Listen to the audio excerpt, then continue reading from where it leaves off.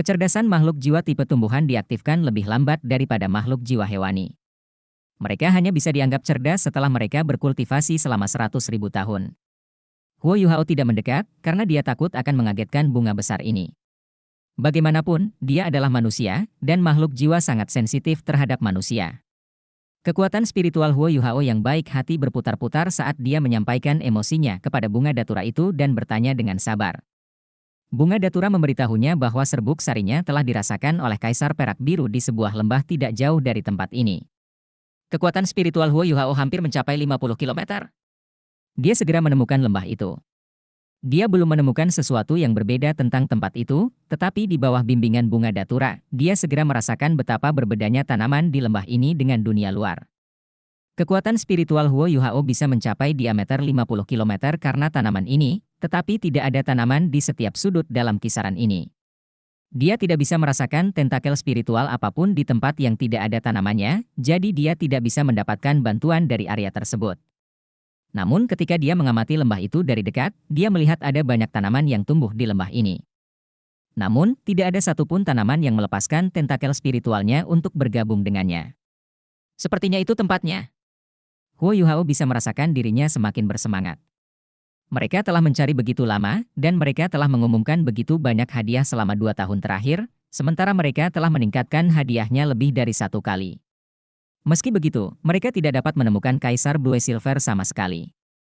Dia tidak menyangka akan menemukan petunjuk di tempat ini. Dia baru saja akan berdiri dan melanjutkan menuju lembah itu untuk mencari ketika dia merasakan sesuatu dan berbaring kembali di semak-semak. Dia menggunakan imitasi, dan dia sendiri seperti semak, karena dia tidak melepaskan sebagian auranya sama sekali. Huo Yuhao membelalakan matanya karena terkejut. Sial, Kekaisaran Matahari Bulan khawatir. Di luar cakrawala di batas indranya, Huo Yuhao bisa merasakan sejumlah besar alat jiwa pengintai udara terbang menuju kota laut surgawi. Ada alat jiwa pengintai udara baik yang tinggi di langit maupun lebih dekat ke tanah, dan ada pula yang hanya 500 meter di atas tanah. Dia tidak menggunakan deteksi spiritual untuk mendeteksinya secara langsung karena jaraknya terlalu jauh, jadi dia hanya bisa mengamatinya melalui tanaman di sekitarnya. Huo Yuhao memperhatikan beberapa lusin alat pengintai jiwa yang sangat dekat dengan tanah berkeliaran dengan mengamati segala sesuatu, dan banyak siluet melonjak tinggi melintasi langit pada saat yang bersamaan. Sepertinya penilaianku benar. Kekaisaran Matahari Bulan memusatkan kekuatan mereka yang lebih kuat untuk membasmi kita. Senyuman tipis muncul di sudut mulut Huo Yuhao. 2 kabar baik muncul satu demi satu. Bagaimana mungkin dia tidak bahagia? Dia harus melakukan pemeriksaan hujan untuk lembah itu, tetapi lembah itu tidak akan mencabut dirinya sendiri dan melarikan diri. Dia akan menjalankan misinya terlebih dahulu sebelum kembali mencari Kaisar Blue Silver. Huo Yuhao hanya berbaring di sana dengan tenang, dan tidak butuh waktu lama sebelum alat jiwa pengawas yang lebih rendah itu mencapai lokasinya dan melewatinya. Alat pengawasan jiwa yang bertanggung jawab untuk pengawasan di bawah tanah berisi detektor termal, detektor osilasi, dan bahkan detektor spiritual. Meskipun jumlah detektor spiritualnya relatif lebih sedikit, jumlahnya cukup untuk mengejutkan Huo Yuhao. Apakah Kekaisaran Matahari Bulan benar-benar mengerti? Bahkan jika mereka belum memahaminya, mereka pasti telah mempertimbangkan masalah dalam hal itu, dan mereka telah meningkatkan kemampuan deteksi spiritual mereka. Betapa beruntung! Detektor spiritual itu menyapu Huo Yuhao, tetapi tidak bereaksi sama sekali. Gelombang spiritual mereka tidak menemukan sesuatu yang luar biasa. Tentu saja, Huo Yuhao tidak akan memberi mereka kesempatan untuk menemukan apapun. Aura spiritualnya telah menjadi identik dengan tanaman di sekitarnya, seolah dia sepenuhnya berasimilasi dengan semak belukar. Huo Yuhao juga mengatur suhu tubuhnya agar identik dengan segala sesuatu di sekitarnya, dan kekuatan jiwanya dimatikan sepenuhnya. Selain imitasi, dia seperti semak. Detektor spiritual tidak akan mendeteksi kehadirannya meskipun mereka hanya berjarak 1 kaki di depannya selama dia tidak bergerak. Alat-alat jiwa pengawasan yang lebih rendah dengan cepat terbang, dan alat-alat jiwa pengawasan udara muncul segera setelahnya. Huo Yuhao tidak perlu menggunakan deteksi spiritual untuk melakukan penyelidikan mendalam. Dia bisa menggunakan mata rohnya sendiri untuk melihat alat jiwa pengintai udara itu dengan sangat jelas. Tidak butuh waktu lama sebelum dia menyaksikan ratusan alat jiwa pengintai udara melintas di langit di atasnya. Mereka tersebar saat mereka terbang ke segala arah, dan segala jenis gelombang pengawasan menutupi area permukaan yang sangat luas karena mereka seperti jaring besar yang menyelimuti segala sesuatu di sekitar kota laut surgawi. Senyuman tipis muncul di wajah Huo Yuhao. Pergi mencari. Anda tidak akan pernah menemukan kami. Mata Huo Yuhao tiba-tiba membeku pada saat ini. Bayangan membentuk garis rapi kira-kira 1000 meter di langit saat mereka terbang dengan cepat ke arah kota laut surgawi. Warna emas gelap berkelap-kelip di tubuh mereka, dan masih relatif mencolok saat matahari menyinari mereka. Siluet mereka akan menjadi buram pada malam hari, dan cahaya di sekitar mereka berubah samar-samar. Huo Yuhao menarik napas dingin melihat apa yang dilihatnya. Satu istilah muncul di benaknya, alat jiwa berbentuk manusia. Apakah Kekaisaran Matahari Bulan benar-benar mengembangkan alat jiwa berbentuk manusia? Ya, bayangan emas gelap itu adalah insinyur jiwa yang semuanya ditutupi baju besi emas gelap. Bagaimana mungkin Huo Yuhao tidak tahu apakah baju besi itu hanyalah baju besi biasa, atau alat jiwa berbentuk manusia? Ya, itu adalah alat jiwa berbentuk manusia. Setiap alat jiwa berbentuk manusia tingginya sekitar 3 meter, dan seluruhnya ditutupi baju besi emas gelap. Ada 3 pasang alat jiwa tipe terbang yang terentang di belakang punggung mereka saat mereka berlari di udara. Ada 300 orang. 300 orang berlari di atasnya dalam sekejap, dan setiap orang memancarkan aura menakutkan. Letak mata pada helm mereka memancarkan warna merah samar. Cahaya membungkuk di sekeliling mereka, dan mereka tampak berasimilasi dengan udara di sekitar mereka. Kecuali, mereka ada di langit, dan sepertinya mereka tidak dapat menemukan apapun untuk diintegrasikan. Huo Yuhao menelan ludah. Apa yang paling dia khawatirkan telah terjadi. Kekaisaran Matahari Bulan akhirnya membuat terobosan dalam penelitian mereka terhadap alat jiwa berbentuk manusia, dan perkembangannya tampak sangat kuat. Menurut penyelidikannya, legiun terkuat di tangan Kekaisaran Matahari Bulan yang melindungi bangsa adalah Legiun Rekayasa Jiwa Kekaisaran Matahari Bulan, dan mereka dibentuk dari 300 insinyur jiwa yang setidaknya merupakan Raja Jiwa. Tetapi ketika para insinyur jiwa ini terbang di atasnya, bagaimana Raja Jiwa bisa dibandingkan dengan gelombang kekuatan jiwa mereka? Bahkan Sol Sage pun tidak bisa menandingi kekuatan undulasi kekuatan jiwa itu. Mereka jelas milik Sol Douluo, dan itu terutama terjadi pada beberapa lusin insinyur jiwa yang terbang di garis depan. Setiap orang memiliki aura yang begitu dalam dan mendalam sehingga tidak diragukan lagi mereka diberi gelar Douluo. Huo Yuhao selalu tahu bahwa Legiun Insinyur Jiwa Kekaisaran Matahari Bulan kuat, tapi dia tidak menyangka mereka sekuat itu. Legiun Insinyur Jiwa seperti itu dapat mencapai kota laut surgawi dari kota Radian dalam waktu kurang dari 4 jam jika mereka terbang dengan kekuatan penuh. Mereka dengan cepat terbang melewati kepala Huo Yuhao. Huo Yuhao berdiri dengan tenang, dan menarik napas dalam-dalam sambil menatap ke arah mereka terbang. Kekaisaran Matahari Bulan. Inilah kekuatan Kekaisaran Matahari Bulan. Huo Yuhao mengatupkan bibirnya erat-erat saat dia memaksakan ketidakberdayaan di hatinya. Dia melonjak ke langit, dan alat jiwa tipe terbang kelas 9 miliknya terbuka dan diaktifkan sekaligus. Boom, ledakan tumpul terdengar saat tubuh Huo Yuhao memecahkan penghalang suara dan berlari ke arah Radiant City. Waktu. Yang paling dia butuhkan adalah waktu. Dia ingin Radiant City merasa khawatir dan takut, jadi waktu adalah hal yang paling penting baginya. Dia harus menyelesaikan misinya sebelum Legiun Insinyur Jiwa Kekaisaran Matahari Bulan kembali ke kota Radian. Hari sudah sore, dan malam akan tiba 2 jam lagi. Huo Yuhao bisa mencapai kota Radian sebelum malam jika semuanya berjalan lancar. Legiun Insinyur Jiwa Kekaisaran akan membutuhkan waktu untuk mencari mereka, dan mereka juga membutuhkan sekitar 4 jam untuk perjalanan mereka. Kemungkinan besar mereka tidak bisa kembali ke kota Radiant malam ini. Dan begitu dia mulai beroperasi di dalam Radiant City, dia percaya bahwa Kekaisaran Matahari Bulan akan menemukan cara untuk memberitahu Legiun Insinyur Jiwa Kekaisaran dan mencari bantuan mereka. Sejak saat itu dan seterusnya, dia hanya punya waktu 4 jam. Apa yang bisa dia capai dalam 4 jam itu bergantung pada kemampuannya sendiri. Huo Yuhao tangguh dan tekun. Setelah keterkejutan awalnya karena peralatan tangguh dari Sun Moon Imperial Soul Engineer Legion, dia dengan cepat menjadi tenang ketika dia mencoba mengingat semua yang telah dia lihat saat dia terbang melintasi langit. Kekaisaran Matahari Bulan tidak mungkin memiliki lebih dari 300 jiwa Douluo. Itu tidak mungkin. Bahkan Kekaisaran Bintang Luo, yang memiliki master jiwa terbanyak, tidak memiliki begitu banyak master jiwa tingkat tinggi. Tetapi para insinyur jiwa Imperial Soul Engineer Legion memiliki aura yang jelas tidak berbeda dengan Soul Douluo. Ini berarti armor para insinyur jiwa memiliki efek amplifikasi yang sangat baik, dan itu mungkin adalah alat jiwa kelas 8. Satu alat jiwa kelas 8 tidaklah banyak, tapi bagaimana dengan 300-nya? Kekuatan macam apa itu? Kekaisaran Matahari Bulan memiliki kekuatan yang cukup untuk melawan Gereja Roh Kudus hanya dengan satu legiun insinyur jiwa ini. Setidaknya, mereka punya cukup kekuatan untuk mengintimidasi dan menghalangi mereka melakukan tindakan gegabah. Tapi Kekaisaran Matahari Bulan tidak memiliki individu bercincin 8 sebanyak itu, jadi bagaimana mereka menggunakan alat jiwa kelas 8 ini? Ini adalah keraguan bahwa Huo Yuhao tidak bisa menyembunyikan kepalanya. Menggunakan alat jiwa milik kelas yang lebih tinggi bukanlah hal yang mustahil dalam keadaan normal, tapi satu kelas adalah batasnya. Alat jiwa dengan kelas lebih tinggi memiliki lebih banyak persyaratan dan ketentuan, dan alat tersebut menjadi semakin sulit digunakan oleh insinyur jiwa kelas bawah. Huo Yuhao mengacu pada master jiwa normal.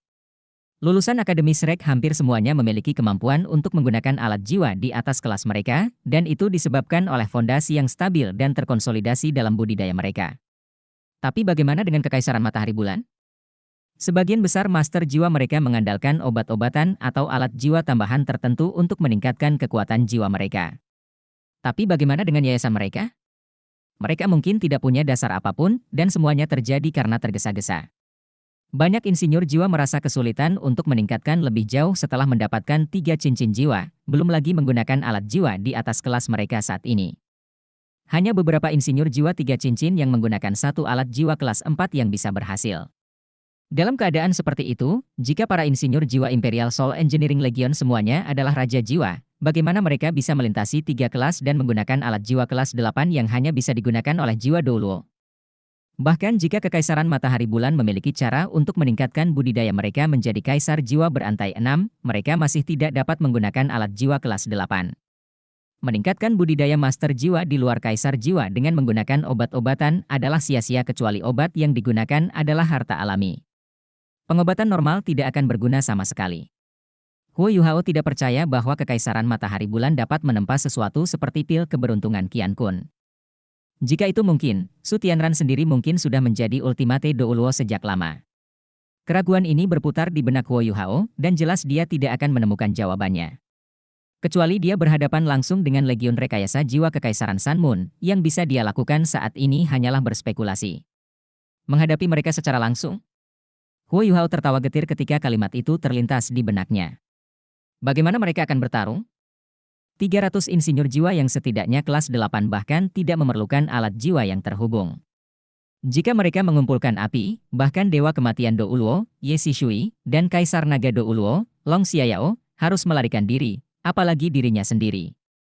Jika mereka menggunakan alat jiwa yang terhubung dan mengunci targetnya, kekuatan destruktif itu mungkin bisa membakar dan menguapkan seluruh kota dalam sekejap mata. Kekuatan pamungkas seperti itu belum pernah digunakan di medan perang. Tidak sulit membayangkan hasilnya jika mereka muncul di medan perang. Dibandingkan dengan Legiun Insinyur Jiwa yang dilengkapi dengan peralatan jiwa berbentuk manusia, perlengkapan 3 Legiun Insinyur Jiwa Akademi Shrek tidak berbeda dengan milik seorang pengemis. Huo Yuhao merasakan hatinya tenggelam ketika pikiran itu terlintas di benaknya. Suasana hatinya yang baik karena rencananya berhasil dan karena dia telah mengetahui keberadaan Kaisar Perak Biru menghilang begitu saja. Huo Yuhao ingin mempertahankan penerbangan yang lama, jadi dia menjaga kecepatannya pada kecepatan suara. Ini adalah satu-satunya cara agar dia bisa terbang terus-menerus sambil mengeluarkan banyak kekuatan jiwa. Alat jiwa kelas 9 yang ditembakkan dengan kekuatan penuh dapat mencapai kecepatan luar biasa. Huo Yuhao dapat melihat kota radian jauh di depannya setelah kurang lebih 1 jam. Ada alat jiwa pengintai udara dan ketinggian rendah di langit di atas dan di sekitar kota radian. Kekaisaran Matahari Bulan menjadi lebih kaya setelah mereka menaklukkan lebih dari 2/3 wilayah Kekaisaran Jiwa Surgawi. Selama 2 tahun terakhir, mereka mungkin telah menggunakan semua kekayaan dan sumber daya yang mereka peroleh dari Kekaisaran Jiwa Surgawi untuk mengembangkan alat jiwa untuk mencapai posisi mereka saat ini. Huo Yuhao tidak terbang langsung ke Radiant City. Dia tidak sepenuhnya memahami alat jiwa Radiant City, dan bahkan bisa merasakan sedikit rasa takut dari lubuk hatinya. Dia tidak tahu seberapa maju Kekaisaran Matahari Bulan dengan teknologi alat jiwa mereka. Terutama ketika dia menyaksikan keberhasilan konstruksi alat jiwa berbentuk manusia. Huo Yuhao turun ke tanah ketika dia berada sekitar 25 km dari Radiant City. Dia menggunakan imitasi dan bergegas, dan dia adalah target yang jauh lebih kecil di tanah. Dia menggunakan deteksi spiritual sejauh yang dia bisa untuk menghindari alat pengintai jiwa yang dapat menemukan jejaknya. Radiant City adalah kota tanpa tembok, namun bukan berarti tidak memiliki pertahanan yang kuat.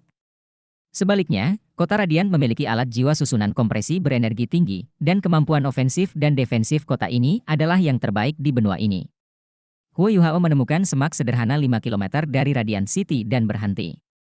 Dia berbaring di tanah dan mengisi kembali apa yang telah dia konsumsi dari terbang dengan kecepatan tinggi sambil mencoba memperluas kesadarannya sekali lagi untuk merasakan gelombang spiritual tanaman di sekitarnya. Huo Yuhao dengan cepat berhasil mengikuti eksperimen sebelumnya.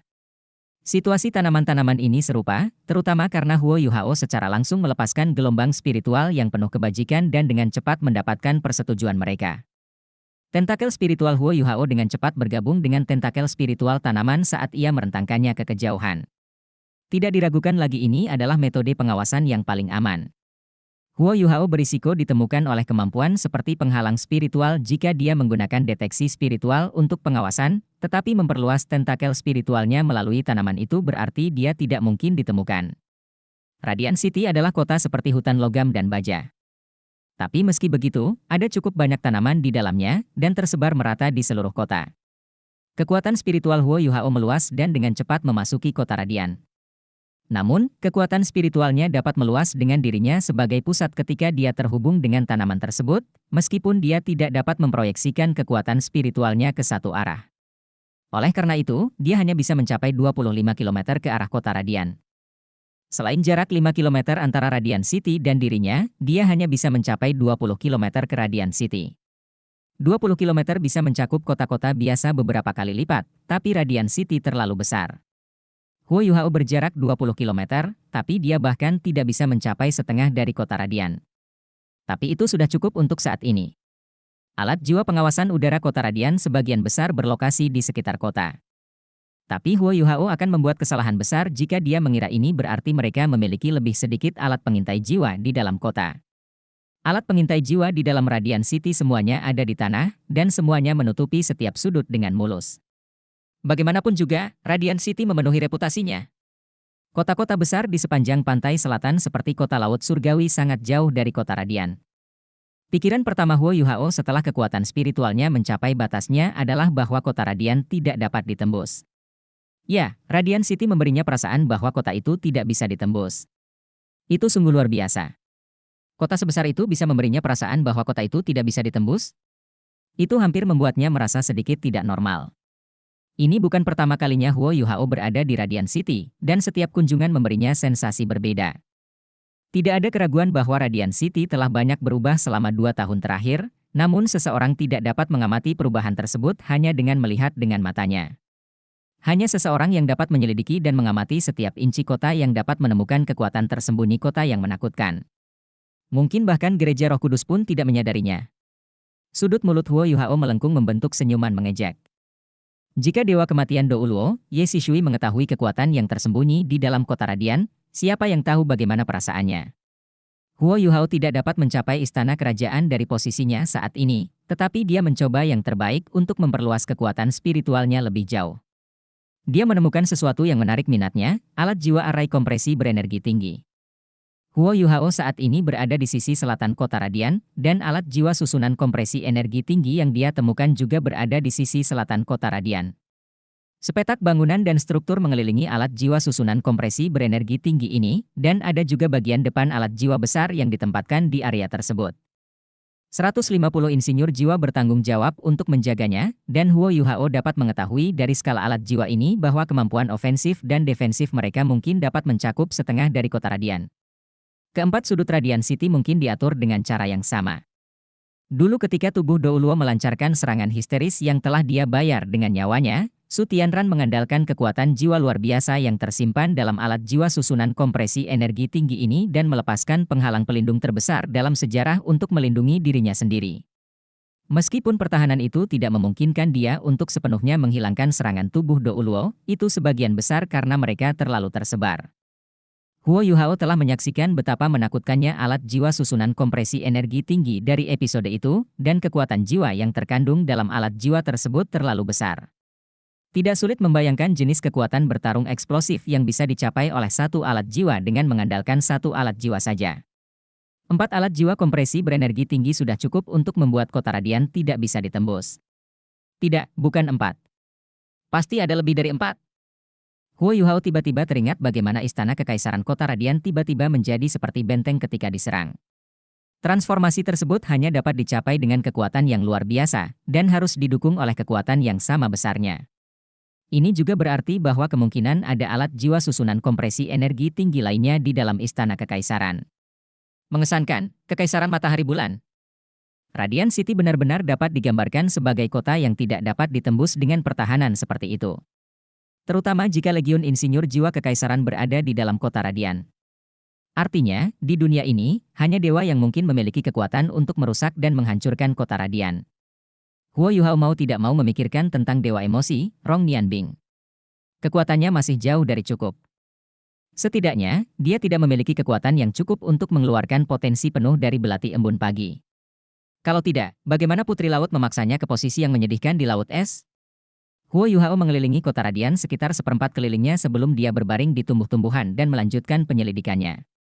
Keadaan kota Radiant hampir identik dengan spekulasinya, dan ada bagian depan alat jiwa besar yang dikerahkan di setiap sisi, yang masing-masing mengambil daya dari alat jiwa susunan kompresi energi tinggi, sementara ada insinyur jiwa yang mengoperasikannya dari dalam. Huo Yuhao menemukan setelah beberapa kali mencoba bahwa jika dia ingin menggunakan kekuatan spiritualnya untuk mendeteksi undulasi spiritual tanaman, tubuhnya juga harus bersentuhan dengan tanaman. Misalnya, dia harus berbaring di rumput blue silver, atau di semak belukar. Dia juga bisa bersandar pada batang pohon. Jika tubuhnya tidak menyentuh tanaman apapun, tidak mungkin dia bisa merasakan gelombang spiritual tanaman tersebut. Huo Yuhao tidak terburu-buru. Setidaknya, Imperial Soul Engineering Legion tidak akan kembali malam ini tanpa alam. Karena itu, dia masih punya cukup waktu. Dia tidak memasuki kota Radiant, melainkan mengandalkan domain interferensi spiritual dan imitasinya saat dia bersembunyi di balik pohon besar, membuka gerbang spektral, dan kembali ke demi-planet spektralnya. Huo Yuhao telah memberitahu semua orang tentang rencana tersebut, jadi ketiga Legiun Insinyur Jiwa telah membuat persiapan untuk lepas landas di dalam demi-planet spektralnya. Huo Yuhao segera mengadakan pertemuan begitu dia kembali, dan mengumpulkan semua anggota senior sekte Tang. Huo Yuhao tidak memberitahu Bei Bei bahwa dia telah mengetahui keberadaan Kaisar Perak Biru. Sekarang bukan saat yang tepat untuk memberitahunya tentang hal itu, karena itu akan mempengaruhi suasana hatinya. Huo Yuhao hanya memberitahu semua orang apa yang dia temukan dalam pengawasannya terhadap kota Radiant. Wajah semua orang menjadi hitam ketika mereka mendengarkan penjelasannya, dan itu terutama terjadi ketika mereka mendengar Huo Yuhao menggambarkan Imperial Soul Engineering Legion.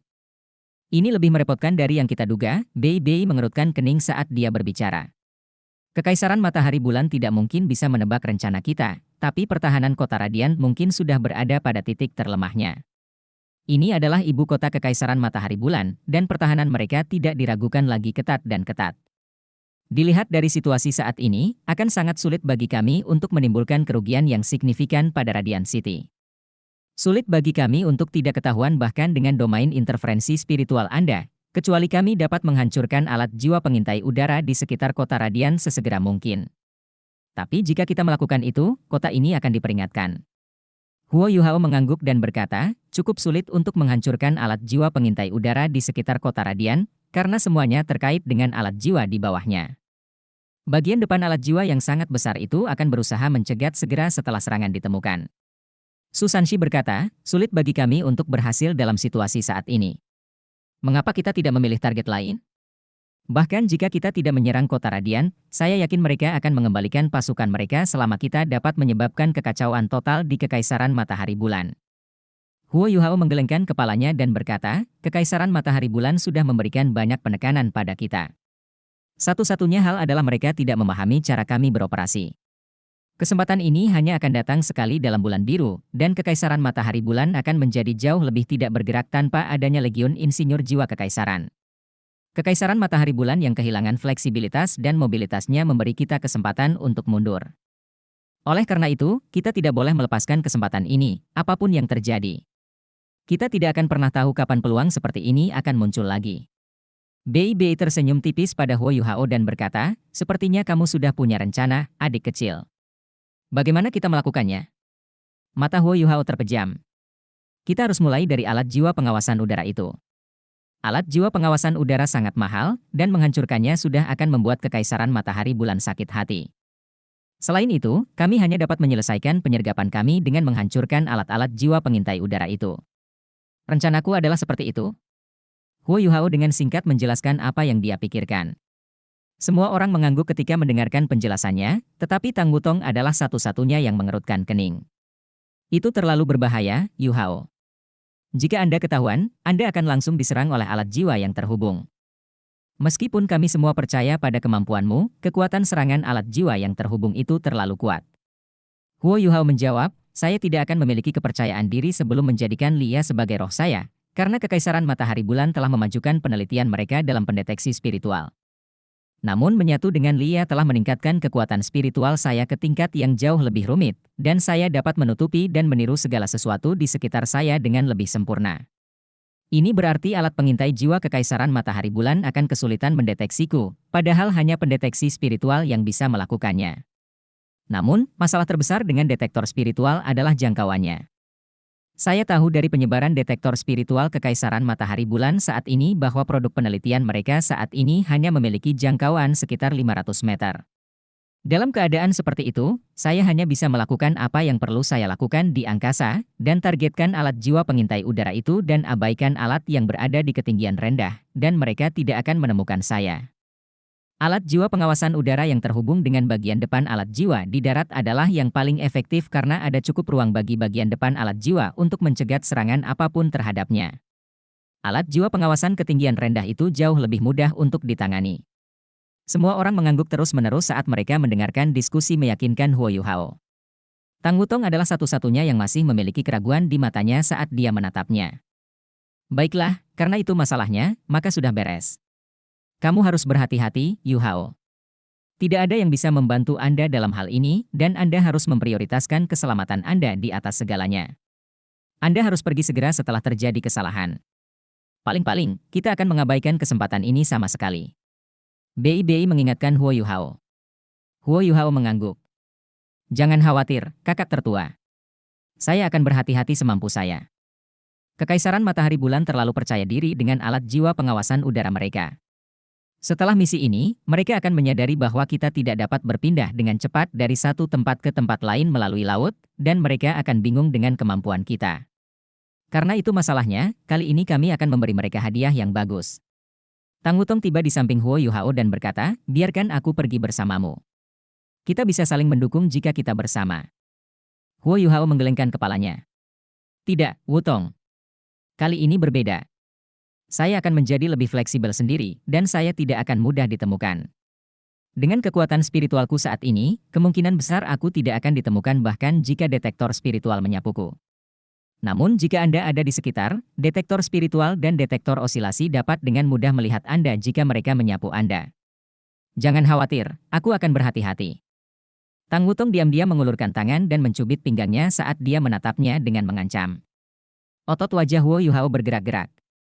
Jangan khawatir, aku akan berhati-hati sebisa mungkin, untukmu. Tang Wutong dengan lembut bersandar ke lengannya. Aku akan menunggumu. Hati-hati. Ya. Huo Yuhao menarik Hichaito bersamanya dan langsung pergi ke gudang. Bei segera mengumpulkan 3 legiun insinyur jiwa dan bersiap untuk berperang. Dia memerintahkan legiun insinyur jiwa artileri berat dan legiun insinyur jiwa sekte Tang ke gudang untuk memindahkan sesuatu.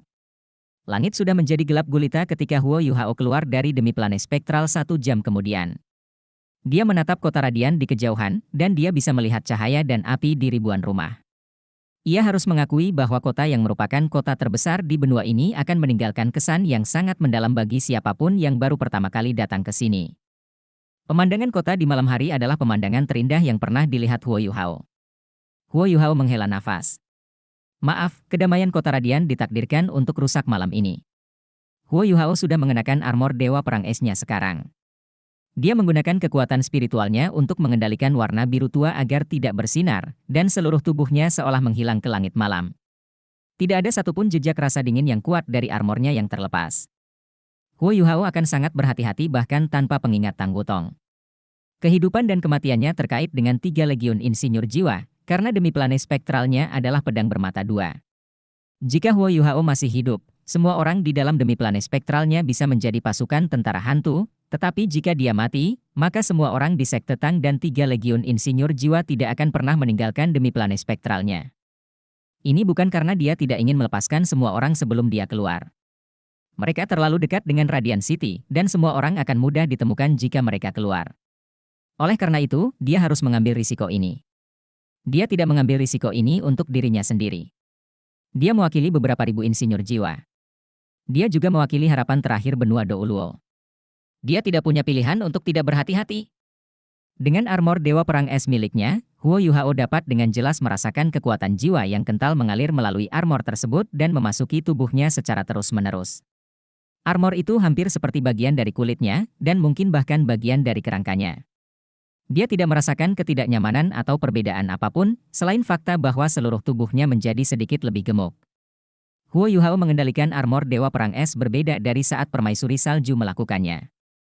Alasannya adalah karena mengeluarkan potensi penuh alat jiwa berbentuk manusia ini membutuhkan kekuatan spiritual Huo Yuhao.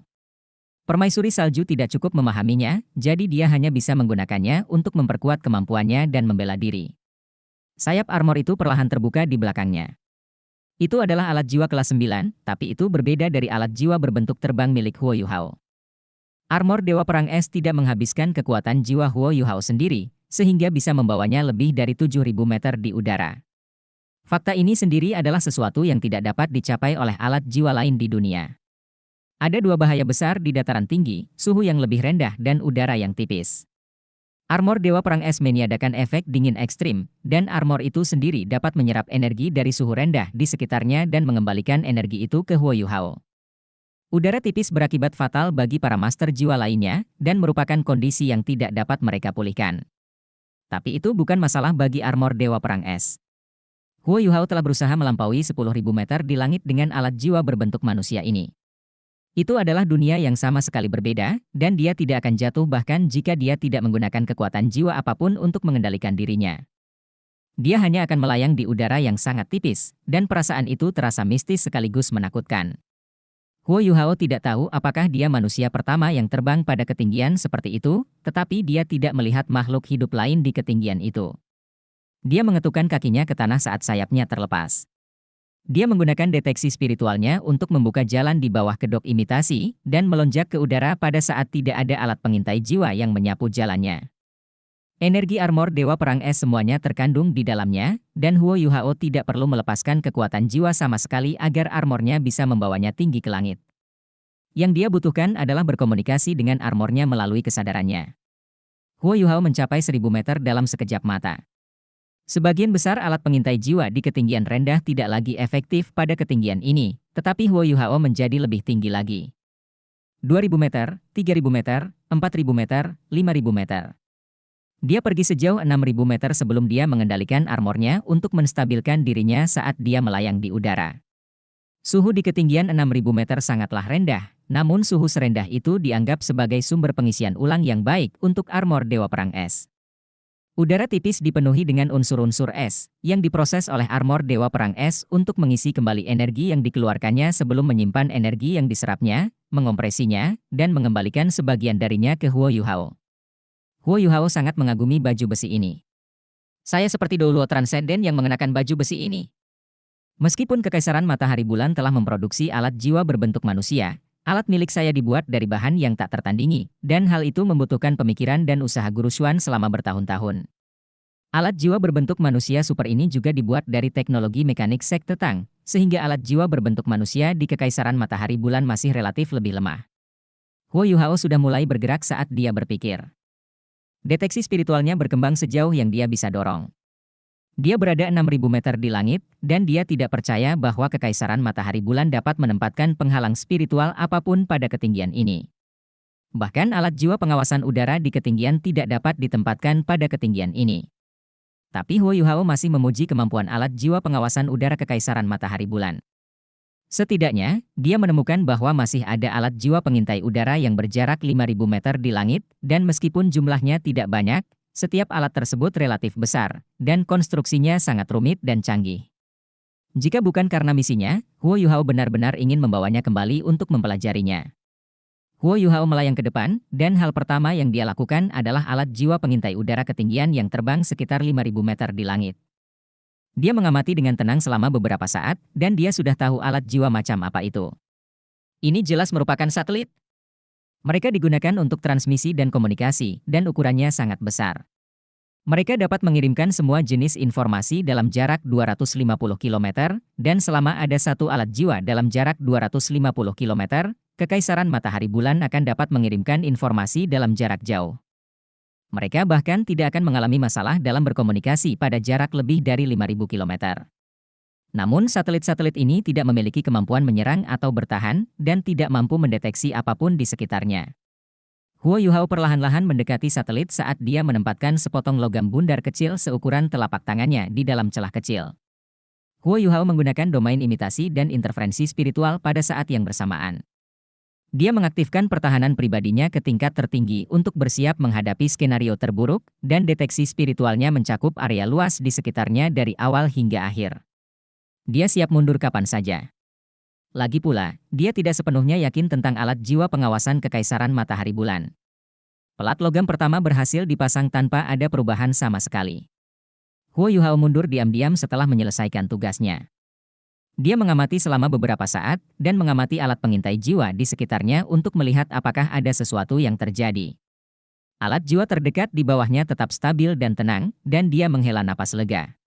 Upaya pertama adalah yang paling penting, karena ini meletakkan dasar bagi apa yang akan dia lakukan selanjutnya. Huo Yuhao dengan cepat mulai berpindah-pindah di langit. Dia tidak takut menyusahkan dirinya sendiri, karena alat pengintai jiwa setinggi 5.000 meter berada paling jauh satu sama lain. Dia tidak turun ke alat jiwa di bawahnya untuk memasang pelat logam itu. Dia memasang pelat logam pada semua alat jiwa pengintai udara di atas kota radian pada ketinggian itu, dan baru kemudian dia terbang hingga 4.000 meter. Dia melanjutkan dengan cara yang sama. Meskipun dia terbang sangat cepat, 3 jam telah berlalu setelah dia selesai memasang pelat logam pada alat jiwa pengawasan udara yang tingginya 3.000 meter. Ada 63 alat pengintai jiwa dari berbagai jenis 3.000 meter di langit, dan masing-masing sangat jauh dari yang lain. Huo Yuhao juga harus sangat berhati-hati, dan itulah alasan penting mengapa dia memakan waktu begitu lama. Jika dia tidak memiliki armor Dewa Perang Es, dia bahkan harus beristirahat sebelum melanjutkan. Tugas Huo Yuhao selanjutnya bahkan lebih sulit, karena ada lebih dari 400 alat pengintai jiwa dari segala jenis antara ketinggian 500 meter dan 1.000 meter. Ada sekitar 270 pada 1.000 meter, dan ada lebih dari 160 pada 500 meter. Huo Yuhao berencana untuk melupakan alat pengintai jiwa pada jarak 500 meter. Dia akan menanganinya nanti, tapi dia harus memasang tempat logam pada alat pengintai jiwa pada jarak 1.000 meter. Namun ketinggian ini juga yang paling berbahaya. Alat pengintai jiwa yang melayang di ketinggian 1.000 meter pada dasarnya sangat kuat, sedangkan alat pengintai jiwa di ketinggian 500 meter akan menyapu ke arah tanah dan ke udara. Oleh karena itu, Huo Yuhao harus menggunakan deteksi spiritual untuk menghindari alat pengintai jiwa yang dapat menemukannya sebanyak mungkin. Huo Yuhao berhenti sebentar di udara dan menyesuaikan kembali kondisinya. Dia bersantai sejenak sebelum mengurangi jangkauan deteksi spiritualnya, yang awalnya tersebar di area yang luas, menjadi area efek yang kecil namun rumit. Dia menjaga jangkauan deteksi spiritualnya dengan diameter sekitar 1.000 meter sehingga dia bisa melakukan pengawasan yang lebih rinci terhadap semua perubahan energi di sekitarnya. Ini termasuk gelombang dan undulasi alat pengintai jiwa, dan bagaimana perubahannya. Semuanya ada dalam genggamannya saat dia terjatuh. Dia tidak menimbulkan gangguan sama sekali ketika dia tiba di sebelah alat pengintai jiwa yang berpatroli dalam suatu pola. Dia menjentikan pergelangan tangannya dengan cekatan saat dia mengirim pelat logam lain ke titik buta yang tidak bisa dideteksi oleh alat jiwa itu sendiri. Huo Yuhao berjungkir balik di udara dengan sekejap saat alat jiwa tipe terbangnya melaju dan memindahkannya 100 meter secara horizontal. Dia menghindari beberapa gelombang pengawasan spiritual saat dia terbang. Huo Yuhao dengan cepat mengubah arah saat dia bergeser ke sisi lain dan melayang ke bawah, dan dia berurusan dengan alat jiwa pengintai lainnya dengan jentikan cekatan di pergelangan tangannya. Pemahaman Huo Yuhao tentang senjata tersembunyi berarti dia masih percaya diri melakukan ini dengan benar meskipun dia harus melakukannya dalam jarak jauh. Tapi melakukan hal itu jauh lebih tidak bijaksana daripada mendekati alat pengintai jiwa itu. Huo Yuhao harus sangat berhati-hati dalam setiap pemasangan. Dia tidak bisa membiarkan kesalahan apapun. Dia bisa mengekspos dirinya sendiri bahkan dengan kesalahan kecil sekalipun. Apa yang dia lakukan akan menentukan apakah rencananya dapat dilaksanakan dengan sukses. Jadi bagaimana dia bisa bersikap ceroboh? Huo Yuhao bergerak jauh lebih cepat di sini daripada di tempat yang lebih tinggi. Dia berbalik, berputar, dan menari di udara sambil menempelkan pelat logam ke alat pengintai udara secara terus-menerus. Gerakannya seperti awan bergulir dan air mengalir karena dia tidak berhenti sama sekali, dan semua alat pengintai jiwa tidak punya tempat untuk bersembunyi di bawah deteksi spiritualnya. Siapapun yang bisa menyaksikan gelombang pengawasan di langit akan kagum dengan apa yang dilakukan Huo Yuhao. Setiap gerakan dan percepatan melewati dan di antara lusinan gelombang pengawasan yang berpotongan pada saat yang bersamaan. Ada beberapa kejadian di mana Huo Yuhao harus menggunakan teleportasi instan untuk menghindarinya. Meskipun tidak semua gelombang pengawasan dapat menemukannya, Huo Yuhao harus mengutamakan keselamatan saat dia mencoba yang terbaik untuk mencegah gelombang apapun menyentuhnya. Setelah dia menyelesaikan instalasi terakhir pada jarak 1000 meter, dia berhenti di udara sebelum dia melaju dan menghilang di balik cakrawala. Huo Yuhao bisa merasakan pusing di otaknya, yang merupakan tanda terlalu banyak mengonsumsi energi. Dia telah menghabiskan terlalu banyak energi dan bukan kekuatan spiritual, karena dia masih dapat mengambilnya dengan kekuatan spiritualnya. Langit telah menjadi gelap, karena sebagian besar lampu dan lampu yang menyerupai bintang di langit malam telah menghilang. Huo Yuhao terbang jauh ke kejauhan dan turun ke tanah di daerah yang relatif tidak jelas dan terpencil. Dia menyilangkan kaki dan duduk di tanah sambil terengah-engah. Wajah Huo Yuhao sedikit pucat, dan matanya dipenuhi kelelahan. Namun, ada juga kegembiraan di matanya. Huo Yuhao sepenuhnya yakin bahwa tidak ada orang lain di benua Douluo yang dapat mencapai apa yang baru saja dia lakukan. Bahkan Ultimate Douluo pun tidak bisa melakukan itu. Huo Yuhao menatap ke langit. Meskipun dia tidak bisa melihat alat pengintai jiwa yang telah dia kerjakan, matanya penuh kepuasan saat ini. Bayangan indah muncul dari tubuh Huo Yuhao. Itu adalah Lia, Putri Duyung. Dia duduk di sampingnya begitu saja, dan mendekatkan ekornya dan melingkarkan tangannya di sekelilingnya seperti seorang gadis muda yang duduk di tanah sambil memeluk lututnya. Lagu yang indah bisa didengar, tapi Huo Yuhao adalah satu-satunya orang yang bisa mendengarnya. Melodi indah berputar di sekitar lautan spiritualnya, dan rasa lelahnya lenyap seperti sutra yang dipintal dari kepompong. Dia memulihkan semua kekuatan spiritual yang telah dia keluarkan dengan kecepatan luar biasa. Ini bukan keterampilan jiwa Huo Yuhao. Sebaliknya, ini adalah kemampuan bawaan Putri Duyung. Dia tidak berbicara dengannya, tetapi hanya bernyanyi dengan sangat indah dengan senyum tipis di wajahnya.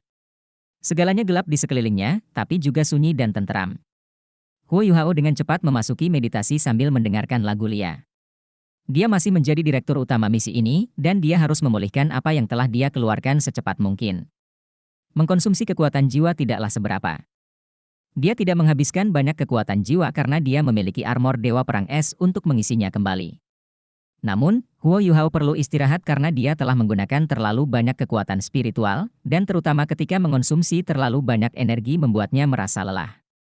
Inti jiwa Huo Yuhao menyerap kekuatan spiritual terus-menerus saat Lia bernyanyi untuknya, dan itu mempercepat regenerasinya.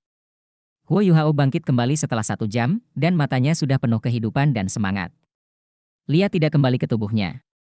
Sebaliknya, dia hanya berdiri diam di sampingnya. Huo Yuhao mengangkat tangan kanannya saat suara nyanyian yang dalam terdengar, dan cincin jiwa abu-abu muncul di tubuhnya. Ini bukan pertama kalinya Lia melihat cincin jiwa abu-abunya, jadi dia tidak merasa berkonflik atau menolak sama sekali. Huo Yuhao berada dalam kondisi seperti itu ketika dia menyelesaikan kontrak dengannya. Cincin ini jahat, penuh cahaya dan sedikit aneh, tapi dia perlahan mulai menerimanya. Huo Yuhao mulai melantunkan mantranya, dan mantra yang dalam dan membosankan terdengar. Huo Yuhao menggunakan domain imitasi dan interferensi spiritual sehingga dia bisa menyembunyikan Lia dan dirinya sendiri. Lia berdiri di samping Huo Yuhao, dan pemandangan mistis terjadi. Cincin jiwa muncul dari bagian bawah ekor Putri Duyungnya satu demi satu, dan setelah diperiksa lebih dekat, seseorang akan menyadari bahwa itu adalah cincin jiwa yang dipasang Huo Yuhao pada mata rohnya, semuanya. Cincin jiwa ke-8, yang berwarna merah darah, bersinar saat mantra Huo Yuhao tiba-tiba bercampur dengan suara tajam dan cerah lainnya. Setiap mesin terbang atau kata yang dia nyanyikan disertai dengan mesin terbang yang identik dalam suara yang tajam dan cerah ini, dan suara ini milik Lia. Lia adalah monster jiwa 100.000 tahun, dan dia telah memberikan total 4 keterampilan jiwa kepada Huo Yuhao. 2 berasal dari cincin jiwa, dan 2 dari tulang jiwa. Keterampilan jiwa yang dia gunakan atas nama Huo Yuhao adalah salah satu dari cincin jiwanya, duet Putri Duyung. Alasan mengapa 8 cincin jiwanya yang melekat pada mata rohnya akan muncul di tubuh Lia adalah karena salah satu keterampilan tulang jiwanya yang dia berikan pada Huo Yuhao, Merfolk Control. Kontrol Merfolk sepenuhnya bersifat tambahan, tetapi sangat efektif. Ia bisa melepaskan roh merfolk ketika benar-benar diperlukan untuk mengendalikan keterampilan jiwa Huo Yuhao, dan ia bisa melepaskan keterampilan jiwanya yang lain dengan sendirinya sambil mengeluarkan hanya setengah dari kekuatan spiritual yang biasanya dibutuhkan. Itu hanyalah keterampilan jiwa. Itu bukan hanya tulang jiwa untuk Huo Yuhao, yang lebih penting, dia memiliki Lia sebagai rohnya. Oleh karena itu, Lia menggunakan keterampilan jiwa ini berarti dia untuk sementara mengendalikan keterampilan jiwa mata rohnya sebagai rohnya, dan efek keseluruhannya tidak diragukan lagi lebih unggul. Efek kontrol merfolk pada master jiwa normal mungkin tidak begitu jelas, tapi sangat berbeda untuk Huo Yuhao karena dia memiliki jiwa bela diri kembar. Meskipun dia bisa beralih di antara jiwa bela dirinya, peralihan masih membutuhkan energi. Dia juga tidak bisa melepaskannya secepat yang dia bisa ketika dia dalam kondisi normal. Tapi itu berbeda dengan merfolk control.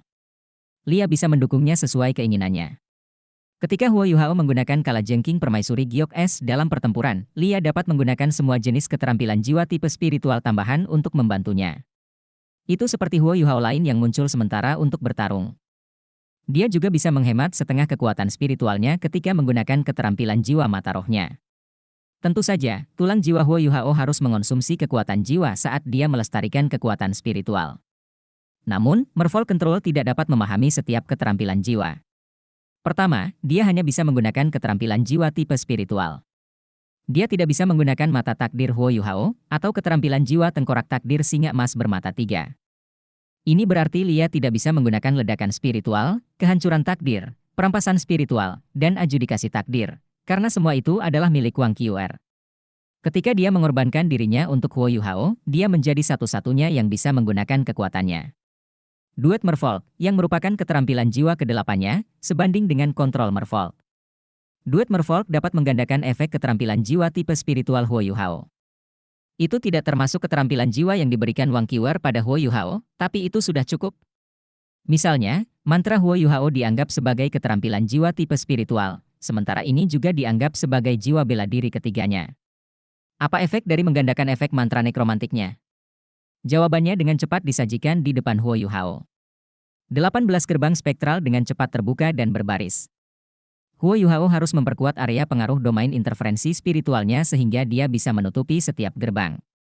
Huo Yuhao melirik Lia dengan ekspresi terkejut di wajahnya, dan dia memberinya senyuman manis. Duet merfolk hanya menghabiskan setengah dari apa yang biasanya dia perlukan untuk kekuatan jiwa dan kekuatan spiritual dengan kontrol merfolk. Apa yang dimaksud dengan 18 gerbang spektral?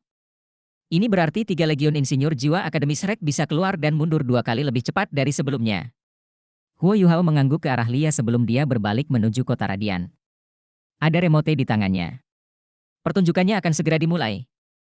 Huo Yuhao menekan tombol remote dengan kuat saat dia berbicara, seutas benang bergelombang aneh bercampur dengan kekuatan jiwa dan kekuatan spiritual menyebar ke kejauhan.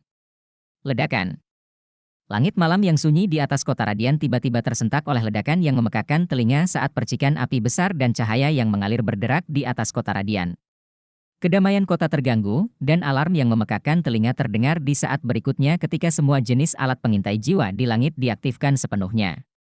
4 bagian depan alat jiwa besar kota radian juga diaktifkan sepenuhnya pada saat yang bersamaan. Tapi apakah itu berguna?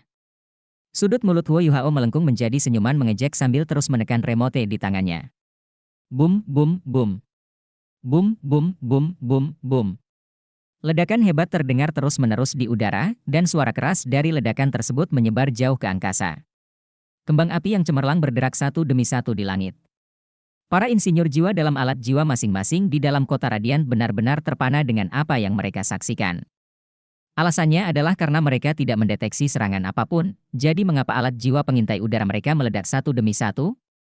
Layar yang terhubung dengan alat jiwa pengintai udara di tanah menjadi hitam seketika karena seruan terdengar di setiap sudut kota. Tapi itu tidak mengubah cara alat jiwa pengintai udara itu meledak di langit. Langit di atas kota radian bagaikan pertunjukan kembang api yang megah dan kembang api yang rumit berderak berulang kali. Ada banyak warna berbeda dan ukuran berbeda. Area langit yang luas di atas kota radian menyala. Su Tianran tersentak bangun di tengah ledakan keras. Ketika dia bergegas keluar dari istana kerajaan dan menyaksikan percikan api dan kembang api di langit, dia membeku. Apa? Apa yang terjadi? Apa sebenarnya yang terjadi? Tidak ada yang bisa menjawabnya. Saat alat jiwa pengintai udara di langit terus meledak, sistem pertahanan kota Radian diaktifkan sepenuhnya. Insinyur jiwa sampai ke stasiun dan pos pertempuran mereka ketika mereka mencoba mengendalikan semua jenis alat pengintai jiwa dan berusaha menemukan beberapa jejak dari apa yang terjadi. Namun ledakan di langit sepertinya tidak akan berhenti sama sekali. Radiant City tidak mendapatkan apapun dari pemantauan mereka, satu-satunya hal yang bisa mereka dapatkan hanyalah kegelapan sesaat setelah ledakan. Radiant City ditakdirkan untuk diliputi kegelapan malam ini. Pertahanan terkait istana kerajaan diaktifkan ketika ledakan mengerikan itu terus berlanjut, meliputi seluruh istana. Bagian depan alat 4 jiwa tidak mengaktifkan pertahanan mereka, karena mereka harus menggunakan alat jiwa array kompresi berkekuatan tinggi jika mereka melakukannya. Mereka telah menghabiskan banyak uang sejak terakhir kali menggunakannya, dan mereka bahkan tidak dapat mengaktifkannya lagi. Mereka harus menghemat kekuatan sehingga mereka dapat mempertahankan alat jiwa. Di saat seperti ini, siapa yang peduli dengan warga? Semuanya terjadi terlalu tiba-tiba, hingga ke titik di mana pengawal Kekaisaran Kota Radian tidak dapat bereaksi tepat waktu. Seluruh kota menjadi kacau balau di tengah ledakan di langit yang seperti guntur yang menggelegar. Radiant City menjadi buta total, dan itulah langkah pertama Huo Yuhao. Saat ledakan itu terjadi, Zhuge Divine Crossbow Cannon dengan cepat didorong keluar dari 18 gerbang spektral hitam satu demi satu. Para insinyur jiwa tidak mengeluarkan suara sama sekali, tetapi ketika mereka melihat kembang api cemerlang yang menerangi langit di kejauhan, mereka membuka mulut karena terkejut. Mereka hampir tidak tahu di mana mereka berada, namun pertunjukan kembang api ini adalah pertunjukan kembang api termegah yang pernah mereka saksikan seumur hidup. Kilatan cahaya dingin melintas di wajah Huo Yuhao. Dia menarik remote di tangannya. Langkah pertama adalah yang paling penting, dan dia akhirnya menyelesaikan tugas yang telah menghabiskan begitu banyak energi dan hampir separuh malamnya. Huo Yuhao membagikan deteksi spiritual kepada semua orang dan menyampaikan instruksinya. 300 Zhuge Divine Crossbow Cannon terbentuk dalam satu baris saat mereka dengan cepat membentuk formasi. Setelah Legiun Insinyur Jiwa Artileri Berat keluar, para Master Jiwa Legiun Insinyur Jiwa Benteng dan Master Jiwa Legiun Insinyur Jiwa Sekte Tang dengan cepat bergegas keluar dari 18 gerbang spektral itu. Insinyur Jiwa Fort Soul Engineer Legion tidak muncul dengan benteng mereka. Kebanyakan dari mereka mendorong beberapa alat jiwa yang berat ketika mereka muncul di samping Legiun Insinyur Jiwa Artileri Berat. Mereka dengan cepat menyiapkan peralatan jiwa itu, dan Hichaito adalah komandan mereka. Insinyur jiwa Legiun Insinyur Jiwa Sekte Tang mengenakan peralatan mereka dan mendukung dua legiun lainnya dari satu sisi, dan semua orang dengan gugup mulai bekerja. Huo Yuhao memejamkan mata dan mengatur pernapasannya sambil mendengarkan dengan tenang ledakan di langit. Tang Wutong, Bei Bei, Susan Shi, Jiang Nanan, Xiao Xiao, dan anggota senior Sekte Tang lainnya tiba di sampingnya saat mereka memandang ke kejauhan. Mata semua orang terheran-heran dan penuh rasa hormat saat mereka menyaksikan kembang api yang megah di langit. Huo Yuhao telah menyelesaikan ini sendiri. Dia seperti mimpi buruk kekaisaran matahari bulan, dan dia membuat apa yang tidak mungkin menjadi mungkin. Dia masih bisa menemukan celah dan kelemahan dalam pertahanan kedap udara Radiant City. Ledakan jauh di langit akhirnya berhenti setelah sekitar belasan menit. Pecahan logam dan debu berjatuhan dari langit saat asap tebal menutupi seluruh kota. Kota Radian sebelumnya gelap, namun seluruh kota kembali bersinar saat pasukan pertahanan kota dikerahkan. Mereka meningkatkan kewaspadaan dan pertahanan mereka di seluruh kota, dan mengaktifkan alat jiwa pengintai udara cadangan dan melepaskannya ke udara. Penghalang pertahanan yang terhubung dengan istana kerajaan masih dipertahankan. Namun tepat pada saat ini, 300 Zhuge Divine Crossbow Cannon milik Legiun Insinyur Jiwa Artileri Berat terbagi menjadi 3 baris saat mereka terbentuk di belakang Huo Yuhao. Meriam gelap memancarkan aura jahat, dan napas setiap insinyur jiwa terasa kasar dan berat. Pemandangan malam yang menakjubkan di kejauhan sudah memberitahu mereka di mana mereka berada, dan mereka yang lebih pintar sudah bisa mengetahui apa yang baru saja terjadi. Meskipun mereka tidak tahu bagaimana komandan mereka meledakkan alat jiwa pengintai udara di atas kota Radian, mereka memahami bahwa mereka akan selamanya mengingat pertempuran hari ini. Mereka tidak tahu apakah kejadian seperti itu akan terjadi lagi di masa depan, tapi mereka dipenuhi dengan sikap agresif dan keinginan untuk bertarung. Huo Yuhao tiba-tiba membuka matanya, dan semua orang bisa melihat dua berkas cahaya keemasan yang masing-masing lebarnya sekitar 1 meter dan hampir meledak secara material dari matanya. Gelombang spiritual yang mengerikan meledak tanpa ampun, dan suara yang sama muncul di benak setiap insinyur jiwa. Peluru meriam jiwa yang diam, bersiaplah untuk menembak. Setiap Zhuge Divine Crossbow Cannon dapat menampung 48 peluru. Mereka hanya akan menggunakan botol susu dan kekuatan jiwa master jiwa dalam keadaan normal untuk mengompres dan memperkuat sebelum menembak. Tapi hari ini berbeda. Mereka telah menerima perintah sebelum mereka pindah, bahwa 48 peluru itu akan diganti dengan peluru meriam jiwa yang tidak bergerak. Ini berarti bahwa setiap Zuge Divine Crossbow Cannon sekarang berisi 48 peluru meriam jiwa yang tidak bergerak. Peluru yang dimuat oleh Legion Insinyur Jiwa Artileri berat hampir setengah dari produksi tahunan Sekte Tang. Deteksi spiritual memungkinkan langit gelap di mata para insinyur jiwa itu menjadi gambar 3 dimensi, dan setiap orang memiliki target yang berbeda. Api! Huo Yuhao berteriak ketika 300 Zuge Divine Crossbow Cannon milik Legion Insinyur Jiwa Artileri berat ditembakkan pada saat yang sama, untuk pertama kalinya dalam sejarah. Woos, woos, woos, woos, suara melolong muncul satu demi satu. Iramanya kaya, seperti simfoni yang megah dan megah. Pilar api dan cahaya melintas dari belakang anggota Sekte Tang saat mereka meninggalkan jejak cemerlang di belakang mereka saat mereka terbang menuju kota Radian. 300 Zuge Divine Crossbow Cannon ditembakkan pada saat yang sama, dan setiap ledakan menembakkan 16 peluru meriam jiwa yang tidak bergerak. Otot wajah Hichaito bergerak-gerak terus-menerus saat dia melihatnya. Itu semua adalah uang yang berharga. 4.800 peluru meriam jiwa stasioner semuanya ditembakkan sekaligus. Bahkan Kekaisaran Matahari Bulan, yang telah menguasai teknologi alat jiwa paling kuat, tidak akan melakukan hal seperti ini. Tapi Huo Yuhao melakukan itu. Dia tidak pelit sama sekali saat dia meledak. 4.800 peluru meriam jiwa yang tidak bergerak naik ke udara, dan pada saat itu, kilatan terang dan cemerlang itu menyebar dan terbang ke segala arah. Itu seperti bunga yang dilemparkan ke udara, dan perasaan itu dipenuhi dengan keajaiban. Bei bergumam pelan, apakah adik junior mengintegrasikan teknik senjata tersembunyi Sekte Tang ke dalam tembakan artileri?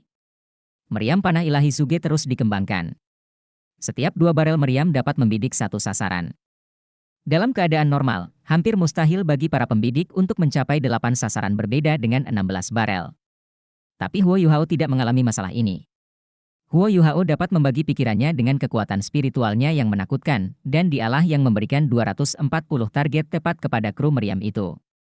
Meriam-meriam itu ditembakkan secara berurutan dan tidak bersamaan, dan itulah alasan mengapa semuanya menyatu seperti sebuah simfoni. Ledakan tersebut secara alami terjadi satu demi satu.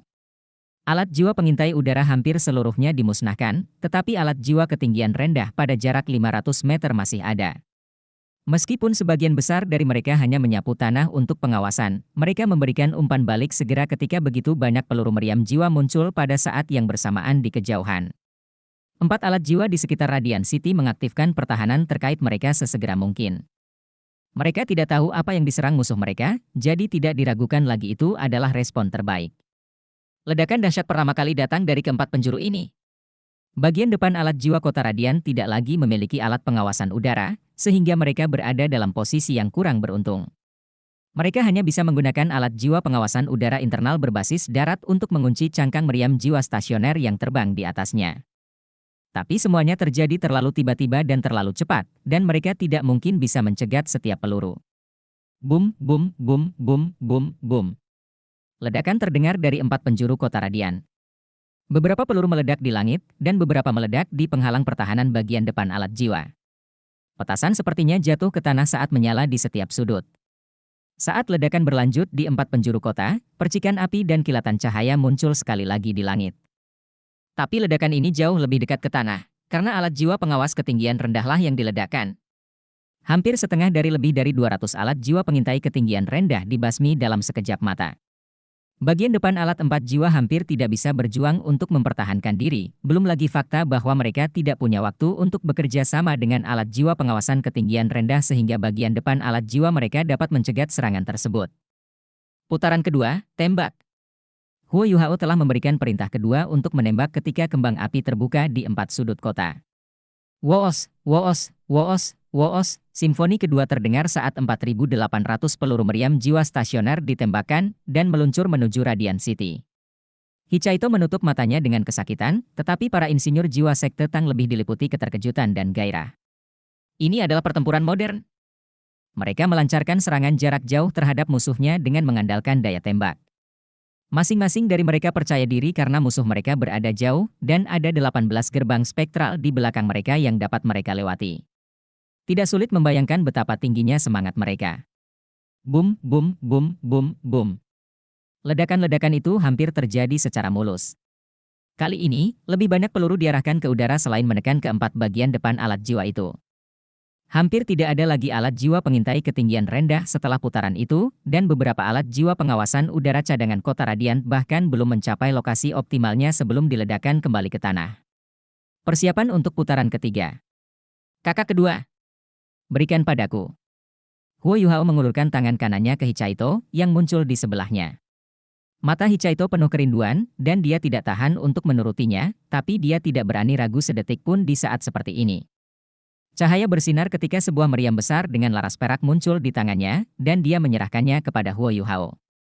Huo Yuhao mengulurkan tangan dan mengambil meriam berat ini, yang panjangnya 2 meter dan memiliki lubang laras dengan diameter 250 mm, dan meletakkannya di bahunya.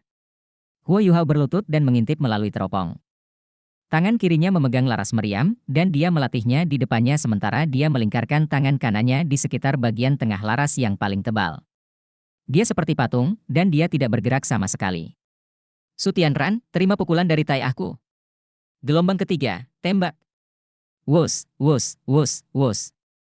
Setiap peluru meriam jiwa stasioner yang disimpan dalam Zuge Divine Crossbow Cannons akhirnya ditembakkan pada gelombang terakhir, hingga gelombang terakhir. 40.800 peluru meriam jiwa stasioner kelas 4 melonjak ke udara. Kali ini, mereka tidak bubar, karena hanya punya satu sasaran.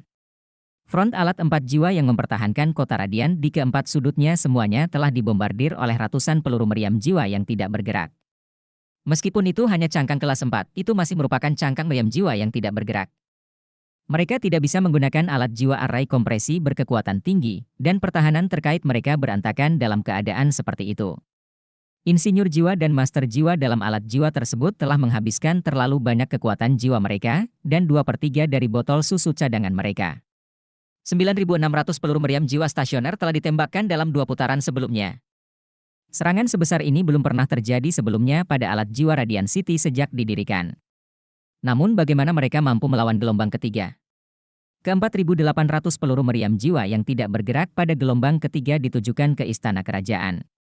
Kerangnya terbang melintasi langit dan muncul di atas istana kerajaan dalam sekejap mata. Namun tepat pada saat ini, dinding terluar istana kerajaan tiba-tiba menyala ketika 16 pilar emas melonjak ke langit. 16 pilar cahaya ini meledak hingga lebih dari 500 meter di langit. Mereka melintasi langit saat mereka bekerja sama dengan sangat baik. Bum, bum, bum, bum. Ledakan terus-menerus terjadi di langit. Peluru meriam jiwa yang diam tidak jatuh, dan sebagian besar diledakkan di langit saat 16 pilar menyapu mereka. Lintasan pilar-pilar ini jelas telah direncanakan sebelumnya, karena mereka menyapu area yang memiliki konsentrasi peluru meriam jiwa stasioner yang paling padat. Peluru meriam jiwa stasioner kelas 4 yang tersisa jatuh ke dalam istana kerajaan, tetapi sebagian besar dari peluru tersebut tidak dapat berbuat apa-apa saat bertabrakan dengan penghalang pertahanan istana yang tangguh. Mereka menciptakan riak-riak cantik satu demi satu sebelum dihancurkan. 16 pilar emas itu seperti 16 pilar dewa yang melindungi istana kerajaan. Tapi saat mereka menyapu langit, seberkas cahaya putih lainnya melayang 5.000 meter di langit di atas istana kerajaan. Itu adalah seberkas cahaya putih yang menyerupai tombak putih, dengan ujungnya mengarah ke bawah. Seluruh tubuhnya memancarkan warna putih cerah, dan saat 16 pilar emas itu bergerak, ia juga ikut bergerak. Itu menghilang dalam sekejap. Sinar cahaya putih ini terlalu cepat. Tampaknya turun dari langit saat menembus ledakan di bawahnya. Siapapun yang dapat melihat dengan jelas akan menyadari bahwa sinar putih ini terus-menerus menyesuaikan sudutnya saat terbang, dan menghindari wilayah yang paling terkonsentrasi dari ledakan tersebut. Itu tidak memungkinkan kekuatan ledakan apapun untuk menyentuhnya. 16 pilar pada akhirnya tidak berhasil memusnahkan semua peluru meriam jiwa yang tidak bergerak, dan masih ada beberapa yang bertabrakan dengan penghalang pelindung istana kerajaan. Tepat pada saat ini, pancaran cahaya putih yang tampak seperti bintang jatuh juga tiba, dan langsung menghantam permukaan penghalang. Cih, suara yang memekakan telinga terdengar saat sinar putih itu mulai berputar dengan kuat. Itu seperti sebuah bor yang menusuk pelindung istana kerajaan. Alarm berbunyi di dalam penghalang pelindung jiwa, dan cahaya yang memancar dari penghalang pelindung menjadi sangat kuat saat bekerja pada kapasitas maksimum.